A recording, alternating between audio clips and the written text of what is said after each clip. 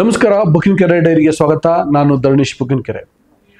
ಜಮ್ಮು ಕಾಶ್ಮೀರದ ಪಹಲ್ಗಾಮದಲ್ಲಿ 26 ಮಂದಿ ಅಮಾಯಕ ಪ್ರವಾಸಿಗರನ್ನ ಬಲಿ ತೆಗೆದುಕೊಂಡಿದ್ದಂತಹ ಭಯೋತ್ಪಾದಕರ ಕುಕೃತ್ಯಕ್ಕೆ ಭಾರತೀಯ ಸೇನೆ ಈಗ ಆಪರೇಷನ್ ಸಿಂಧೂರ್ ಎನ್ನುವ ಹೆಸರಿನಲ್ಲಿ ಪ್ರತೀಕಾರವನ್ನು ತೀರಿಸಿಕೊಂಡಿದೆ. ಈ ಆಪರೇಷನ್ ಸಿಂಧೂರ್ ಕಾರ್ಯಾಚರಣೆಯನ್ನು ಮುನ್ನಡೆಸಿದಂಥವರು ಕರ್ನಲ್ ಸೋಫಿಯಾ ಕುರೇಶಿ. ಇವ್ರ ಬಗ್ಗೆ ಎಲ್ರಿಗೂ ಗೊತ್ತೇ ಇದೆ. ಆದರೆ ಇದೇ ಕರ್ನಲ್ ಸೋಫಿಯಾ ಕುರೇಶಿ ಮತ್ತು ಅವರ ಕುಟುಂಬ ಹಾಗೂ ಭಾರತೀಯ ಸೇನೆಗೆ ಇರುವಂತಹ ಅಪರೂಪದ ನಂಟೇನು ಅನ್ನುವಂಥದ್ದು ಗೊತ್ತಿಲ್ಲ. ಅದನ್ನು ಹೇಳ್ತೀನಿ. ಜೊತೆಗೆ ಕರ್ನಲ್ ಸೋಫಿಯಾ ಕುರೇಶಿ ಮತ್ತು ಕರ್ನಾಟಕಕ್ಕೆ ಸಂಬಂಧಪಟ್ಟಂತೆ ಮತ್ತೊಂದು ನಂಟಿದೆ. ಅದೇನು ಅನ್ನುವಂಥದ್ದನ್ನು ಕೂಡ ಹೇಳ್ತೀನಿ. ಖಂಡಿತ ಇದು ಕರುನಾಡಿನ ಎಲ್ಲರೂ ಕೂಡ ಹೆಮ್ಮೆ ಪಡಬೇಕಾದಂತಹ ವಿಷಯ. ಕಡೆವರೆಗೂ ವಿಡಿಯೋ ನೋಡಿ ಗೊತ್ತಾಗುತ್ತೆ. ಅದಕ್ಕೂ ಮೊದಲು ನಾನು ನಿಮಗೆ ರಿಕ್ವೆಸ್ಟ್ ಮಾಡ್ತಿದ್ದೀನಿ, ನೀವಿನ್ನೂ ಬುಕಿನ್ಕೆರೆ ಡೈರಿಯನ್ನು ಸಬ್ಸ್ಕ್ರೈಬ್ ಮಾಡಿಲ್ಲ ಅಂದರೆ ದಯವಿಟ್ಟು ಸಬ್ಸ್ಕ್ರೈಬ್ ಮಾಡಿ, ಹಾಗೆ ಲೈಕ್ ಮಾಡಿ ಮತ್ತು ಶೇರ್ ಮಾಡಿ. ಮೊದಲಿಗೆ ಕರ್ನಲ್ ಸೋಫಿಯಾ ಕುರೇಶಿ ಅವರ ಮೂಲವನ್ನು ನೋಡೋದಾದರೆ ಅವರು ಗುಜರಾತಿನ ವಡೋದರ ಮೂಲದವರು. ನಾನು ಹೇಳಿದ್ನಲ್ಲ, ಅವರ ಕುಟುಂಬ ಮತ್ತು ಭಾರತೀಯ ಸೇನೆಗೆ ಅಪರೂಪದ ನಂಟು ಅಂತ. ಅದೇನಪ್ಪ ಅಂತಂದರೆ, ಕರ್ನಲ್ ಸೋಫಿಯಾ ಕುರೇಶಿ ಅವರ ಅಜ್ಜ ಆ ಕಾಲದಲ್ಲೇ ಭಾರತೀಯ ಸೇನೆಗೆ ಸೇರಿದರು. ಭಾರತೀಯ ಸೇನೆಯಲ್ಲಿ ರಿಲಿಜಿಯಸ್ ಟೀಚರ್ ಆಗಿ ಕೆಲಸ ಮಾಡ್ತಿದ್ರು. ಇದೇನಪ್ಪ ರಿಲಿಜಿಯಸ್ ಟೀಚರ್ ಅನ್ನುವಂತಹ ಹುದ್ದೆ ಅಥವಾ ಕೆಲಸ ಅನ್ನೋದನ್ನು ನೋಡೋದಾದರೆ, ಈಗ ಎಲ್ಲ ಸಮುದಾಯದವರು, ಎಲ್ಲ ಜಾತಿಯವರು, ಧರ್ಮದವರು ಭಾರತೀಯ ಸೇನೆಗೆ ಸೇರ್ತಾರೆ.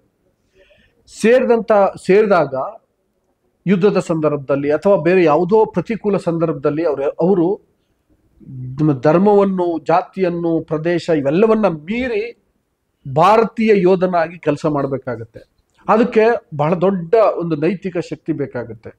ಆ ನೈತಿಕ ಶಕ್ತಿಯನ್ನು ಬರೋದಲ್ಲಿ ಅದಕ್ಕೆ ನೈತಿಕ ಪಾಠ ಮಾಡಿಕೊಡುವಂಥ ಕೆಲಸವೇ religious teacher.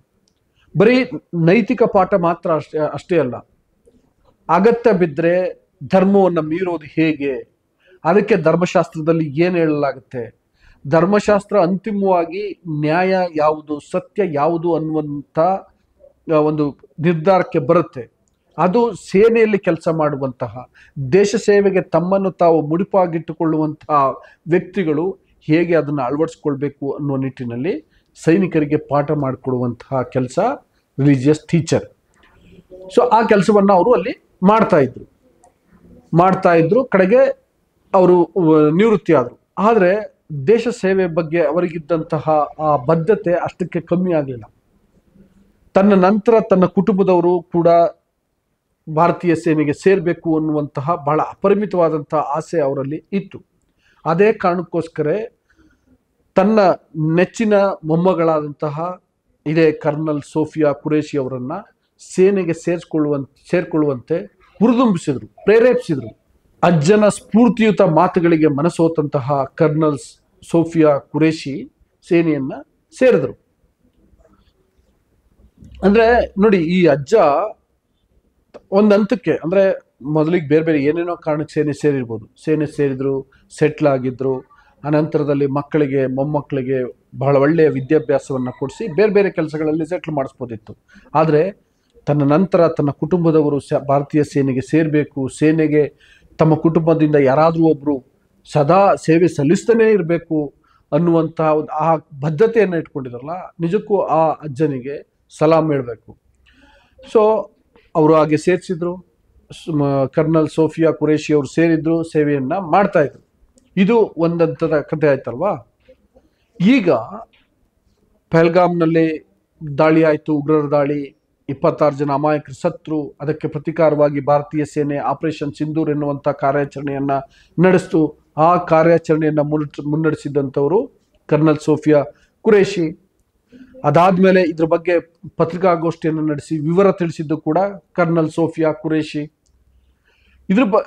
Kernel Sofiya Qureshi ಬಗ್ಗೆ ಈಗ ಇಡೀ ದೇಶಾದ್ಯಂತ ಹೆಮ್ಮೆ ಪಡ್ತಾರೆ. ಅಫ್ಕೋರ್ಸ್ ಇದು ಹೆಮ್ಮೆ ಪಡಬೇಕಾದಂಥ ವಿಷಯ. ಎಲ್ಲರೂ ನಮ್ಮ ನೆಚ್ಚಿನ ಸೇನಾಧಿಕಾರಿ ಅನ್ನೋ ನಿಟ್ಟಿನಲ್ಲಿ ಅವ್ರ ಬಗ್ಗೆ ಅಭಿಮಾನದಿಂದ, ಗೌರವದಿಂದ, ಪ್ರೀತಿಯಿಂದ ಹೇಳ್ಕೊಳ್ತಾರೆ. ಇದ್ರ ಜೊತೆಗೆ ಅವರ ತಾಯಿ ಅವ್ರ ಪತ್ರಿಕಾಗೋಷ್ಠಿಯನ್ನು ನಡೆಸಿದಂಥ ಸಂದರ್ಭದಲ್ಲಿ ಒಂದು ಹೇಳಿಕೆಯನ್ನು ಕೊಟ್ಟಿದ್ದಾರೆ. ಏನಂತಂದ್ರೆ, ಪ್ರತಿಯೊಬ್ಬ ಮಹಿಳೆಯು ತನ್ನ ಕುಟುಂಬದ ಒಬ್ಬ ಸದಸ್ಯರು ಸೇನೆಗೆ ಸೇರಬೇಕು, ಅದಕ್ಕೆ ಪ್ರೇರೇಪಿಸಬೇಕು ಅಂತ. ಅದರಲ್ಲಿ ವಿಶೇಷವಾಗಿ ಹೆಣ್ಮಕ್ಳು ಸೇನೆಗೆ ಸೇರ್ಲಿಕ್ಕೆ ಪ್ರೇರೇಪಿಸಬೇಕು ಅನ್ನುವಂಥ ಮಾತುಗಳನ್ನು ಆಡಿದ್ದಾರೆ.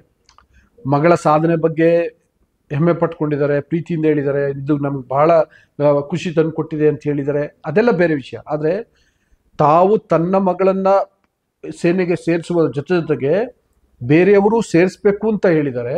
ವಿಶೇಷವಾಗಿ ಹೆಣ್ಮಕ್ಳು ಸೇನೆ ಸೇರಬೇಕು ಅಂತ ಹೇಳಿದ್ದಾರೆ. ನಿಜಕ್ಕೂ ಅವರಿಗೆ ಈ ದೇಶದ ಈ ಮಣ್ಣಿನ ಅಥವಾ ಸೇನೆಯ ಬಗ್ಗೆ ಇರುವಂಥ ಪ್ರೀತಿ, ದೇಶ ಪ್ರೇಮ ನಾವು ಮೆಚ್ಚಲೇಬೇಕಾದಂಥದ್ದಲ್ವಾ. ಸೊ ಅದಕ್ಕೆ ಹೇಳಿದ್ದು. ಆಗ ಅಜ್ಜನಿಗೆ ಸಲಾಂ ಅಂದೆ, ಈಗ ಆ ತಾಯಿಗೂ ಕೂಡ ನಾವು ಸಲಾಂ ಹೇಳಲೇಬೇಕು. ನೆಕ್ಸ್ಟ್ ಮುಂದುವರೆದು ನೋಡೋದಾದ್ರೆ, ಕರ್ನಲ್ ಸೋಫಿಯಾ ಖುರೇಷಿ ಸೇನೆಗೆ ಸೇರಿದರು. ಸೇನೆಗೆ ಸೇರಿದ ನಂತರ ಸ್ವಲ್ಪ ದಿನ ಆದಮೇಲೆ ಅವರು ಒಬ್ಬ ಯುವಕರನ್ನು ಪ್ರೀತಿಸಿದರು. ಒನ್ಸ್ ಅಗೇನ್ ಪ್ರೀತಿ ಅಂದರು, ಅದು ಒಂಥರ ಆಯ್ಕೆ, ಮನಸ್ಸಿನಿಂದ ಭಾವನೆಗಳು ಬರ್ತವೆ, ಏನೇ ಅಂದರೂ ಕೂಡ ಒನ್ಸ್ ಅಗೇನ್ ಅದು ಆಯ್ಕೆ. ಅವರು ಆಯ್ಕೆ ಮಾಡಿಕೊಂಡಿದ್ದು ಕೂಡ ನೋಡಿ ಸೇನೆಯಲ್ಲಿದ್ದಂತಹ ವ್ಯಕ್ತಿನೇ. ಅಂದರೆ ಆ ಪರಂಪರೆ ಹಾಗೆ ಮುಂದುವರಿತಾ ಇದೆ. ಇಲ್ಲಿ ನಾವು ಕನ್ನಡಿಗರಾಗಿ ಇನ್ನೂ ಹೆಮ್ಮೆ ಪಡಬೇಕಾಗಿರುವಂಥ ವಿಷಯ ಏನು ಅಂತಂದರೆ, ಕರ್ನಲ್ ಸೋಫಿಯಾ ಖುರೇಷಿ ಅವರು ಆಯ್ಕೆ ಮಾಡಿಕೊಂಡಿದ್ದು ನಮ್ಮ ಬೆಳಗಾವಿಯ ಗೋಕಾಕ ತಾಲೂಕಿನ ಕೊಣನೂರು ಎನ್ನುವಂತಹ ಒಂದು ಊರಿನ ತಾಜಾಬುದ್ದೀನ್ ಬಾಗೇವಾಡಿ ಎನ್ನುವಂತಹ ವ್ಯಕ್ತಿಯನ್ನು. ಇವರಿಬ್ಬರು ಪ್ರೀತಿಸಿ 2015ರಲ್ಲಿ ಮದುವೆ ಆಗ್ತಾರೆ. ಅಂದರೆ ಆ ಕುಟುಂಬ ಮತ್ತು ಸೇನೆಗಿರುವಂಥ ನಂಟು ಹೀಗೆ ಮುಂದುವರಿತಾನೇ ಇದೆ. ಇನ್ನು ನಾವು ಯಾಕೆ ನಾವು ಕನ್ನಡಿಗರು ಹೆಮ್ಮೆ ಪಡಬೇಕು, ಅಭಿಮಾನ ಪಡಬೇಕು ಅಂತಂದರೆ, ಸಾಮಾನ್ಯವಾಗಿ ನಮ್ಮ ಸಂಸ್ಕೃತಿ ಅಂಥದ್ದು, ನಾವು ಸೊಸೆಯನ್ನ ಮನೆ ಮಗಳು ಅಂತೇಳಿ ಸ್ವೀಕರಿಸ್ತೀವಿ, ಅವ್ರನ್ನ ಆ ರೀತಿ ನಡೆಸ್ಕೊಳ್ತೀವಿ. ಈಗ ಸೋಫಿಯಾ ಕರ್ನಲ್ ಖುರೇಷಿ ಕರ್ನಾಟಕದ ಬೆಳಗಾವಿಯ ಗೋಕಾಕಿನ ಸೊಸೆ ಇರ್ಬೋದು. ಅಂದರೆ ಕರ್ನಾಡಿನ ಸೊಸೆ ಅಂದರೆ ನಮ್ಮ ಮನೆ ಮಗಳು. ಈ ದೇಶದ ಸಂಸ್ಕೃತಿನೇ ಅದು, ಸೊಸೆಯನ್ನು ಮನೆ ಮಗಳಾಗಿ ನೋಡುವಂತಹ, ಗೌರವಿಸುವಂತಹ, ಪ್ರೀತಿಸುವಂತಹ ಸಂಸ್ಕೃತಿ. ಆ ಕಾರಣಕ್ಕೋಸ್ಕರ ನಾನು ಹೇಳಿದ್ದು, ಕರ್ನಲ್ ಸೋಫಿಯಾ ಖುರೇಷಿ ಕನ್ನಡಿಗರಾದ ನಾವೆಲ್ಲರೂ ಹೆಮ್ಮೆ ಪಡಬೇಕಾದಂತಹ ವ್ಯಕ್ತಿ, ಮಹಿಳೆ ಅಂತ. ಇನ್ನೊಂದು ವಿಶೇಷ ಏನಪ್ಪ ಅಂತಂದರೆ, ಕರ್ನಲ್ ಸೋಫಿಯಾ ಖುರೇಷಿ ಅವರು ಈ ಬಹುರಾಷ್ಟ್ರೀಯ ಸೇನಾ ತುಕಡಿಯನ್ನು ಮುನ್ನಡೆಸಿದ ಮೊದಲ ಮಹಿಳಾ ಅಧಿಕಾರಿ ಎನ್ನುವಂತಹ ಹೆಮ್ಮೆಗೂ ಹೆಗ್ಗಳಿಕೆಗೂ ಪಾತ್ರರಾಗಿದ್ದಾರೆ. ಇದು ಕೂಡ ನಾವೆಲ್ಲ ಖುಷಿ ಪಡಬೇಕಾಗಿರುವಂತಹ ವಿಷಯ. ಒನ್ಸ್ ಅಗೇನ್ ಪಹಲ್ಗಾಮ ದಾಳಿನಲ್ಲಿ 26 ಜನ ಅಮಾಯಕ ಪ್ರವಾಸಿಗರು ಬಲಿಯಾಗಿದ್ದರು. ಅವರ ಸಾವಿಗೆ, ಅವರ ಅನ್ಯಾಯದ ಸಾವಿಗೆ ಈಗ ಆಪರೇಷನ್ ಸಿಂಧೂರ್ ಮೂಲಕ ಪ್ರತೀಕಾರ ತೀರಿಸಿಕೊಳ್ಳಲಾಗಿದೆ. ಆ ಮೂಲಕ ಪೂರ್ಣ ಪ್ರಮಾಣದಲ್ಲಿ ಅಫ್ಕೋರ್ಸ್ ಹೋದ ಜೀವಗಳು ಮತ್ತೆ ಬರಲ್ಲ. ಅವರ ಆ ಕುಟುಂಬದ ದುಃಖ ಅಷ್ಟು ಸುಲಭಕ್ಕೆ ಮರೆಯಾಗುವಂಥದ್ದಲ್ಲ.